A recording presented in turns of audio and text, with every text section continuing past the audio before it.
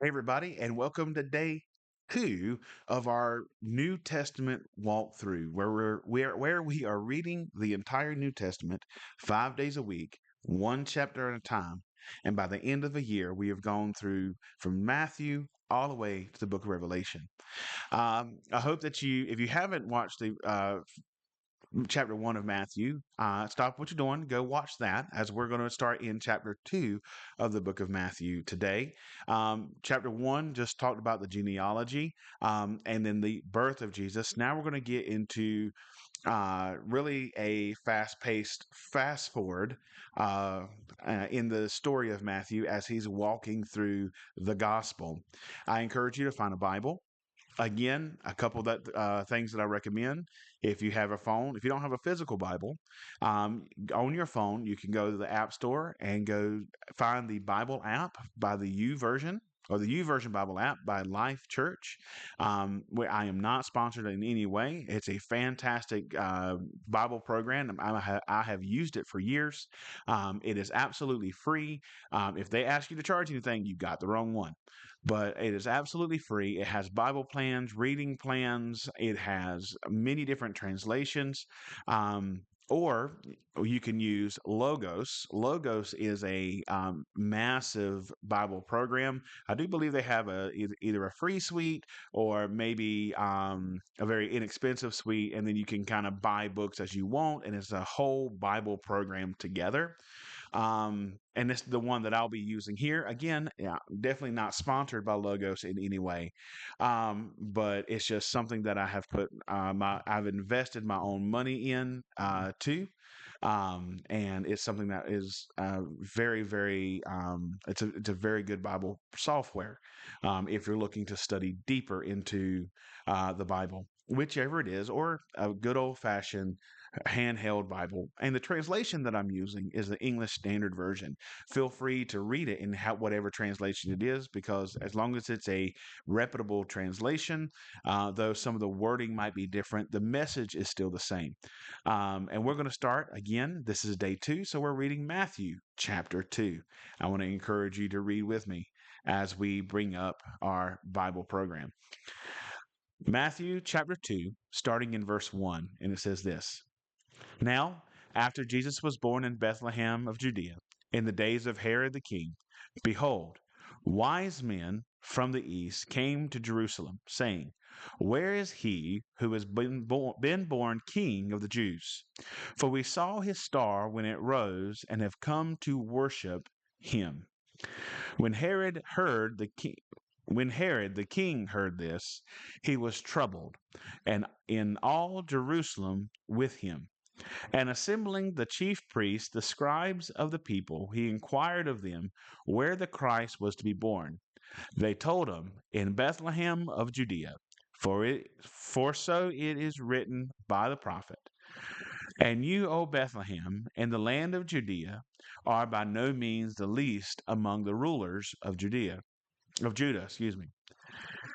For from you shall come a ruler who will shepherd my people Israel. So we see these three wise men. Some translations call them magi, coming from the east. That's really all we know. We do know that they are stargazers. We do know that they understand that this person, this king, um, let's see. Yes, King of the Jews. So this king was such a big deal. They've come to worship him and to give them gifts. So where do they go? Obviously, they go to the palace. So King Herod, which was not necessarily a king since Rome was kind of over it, more of a governor, but the people of Israel, the people of Jerusalem, of Judea, or Judah, kind of sorry, of Jerusalem, kind of looked at him as a king, so King Herod. Um, they go to the palace, they look at this guy and says, hey, we're come to worship this king of the Jews. And Herod is upset because now his authority is now threatened by a child. And it says even all of Jerusalem was upset with him. You know, who is this person that's coming to be king? Where is he coming from? What in the world is going on? Um, And so they find, they go back in the prophecy, look that he's being born of in Bethlehem. And we see in the story of Luke why Joseph and Mary had to come to Bethlehem because of a census that was done by the Roman government, where they had to go into their own land. Then Herod, continuing in verse 7, then Herod summoned the wise men secretly, and ascertaining from them what time the star had appeared, he sent them to Bethlehem, saying, go and search diligently for the child. For when you have found him, bring me word that I may too come and worship him. After listening to the king, they went their way, and behold, the star that they had seen when it rose went before them until it came to rest over the place where the child was. A couple of things. King Herod says, hey, when you find this king, okay, let me know. And we all kind of can read that and go, we kind of know why King Herod definitely wanted to know where this king was. Because again, his authority is being threatened by this child. So if you get rid of the child, you get rid of the threat. And that kind of comes up a little bit later. But understand the wording here also. We drive around every time around December, and we've got all these major scenes around there. And I make my wife, I guess, frustrated and laugh a little bit at the same time, with the simple fact of this: um, your nativity scene should not have wise men in it.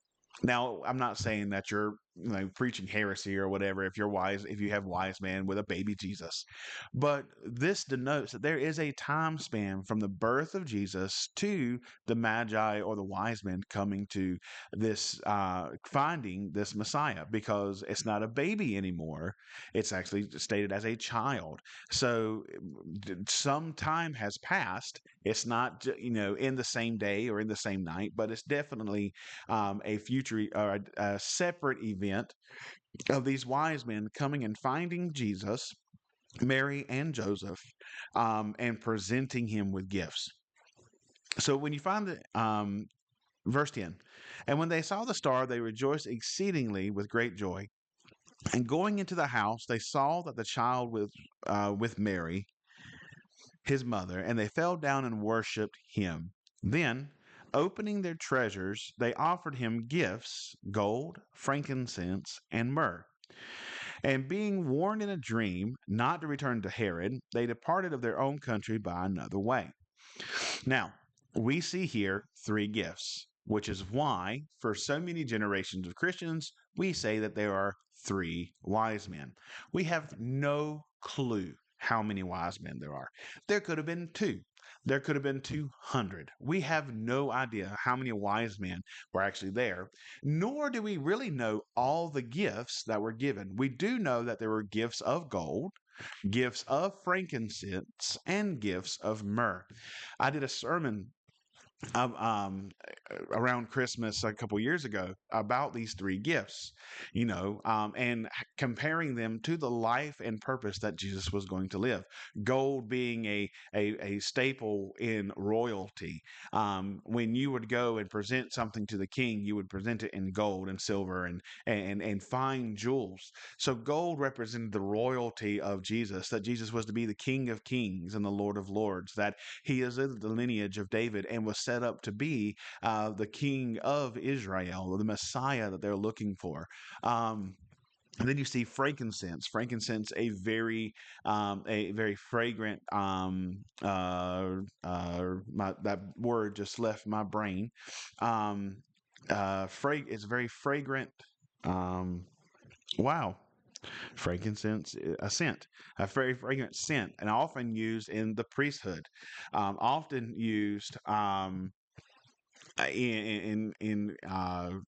day to day workings of the priest, which shows that Jesus was not only going to be the King of Kings, but to be our high priest. And then you have myrrh.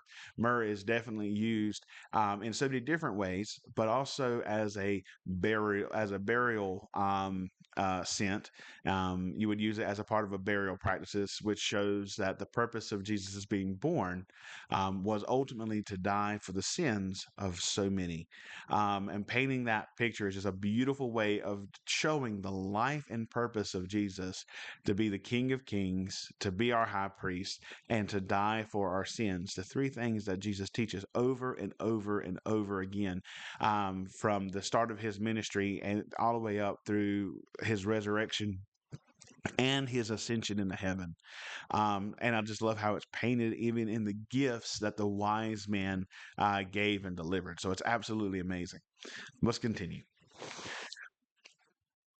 Verse 13. Now, when they had departed, behold, an angel of the Lord appeared to Joseph in a dream and said, Rise, take the child and his mother and flee to Egypt, and remain there until I tell you, for Herod is about to search for the child to destroy him.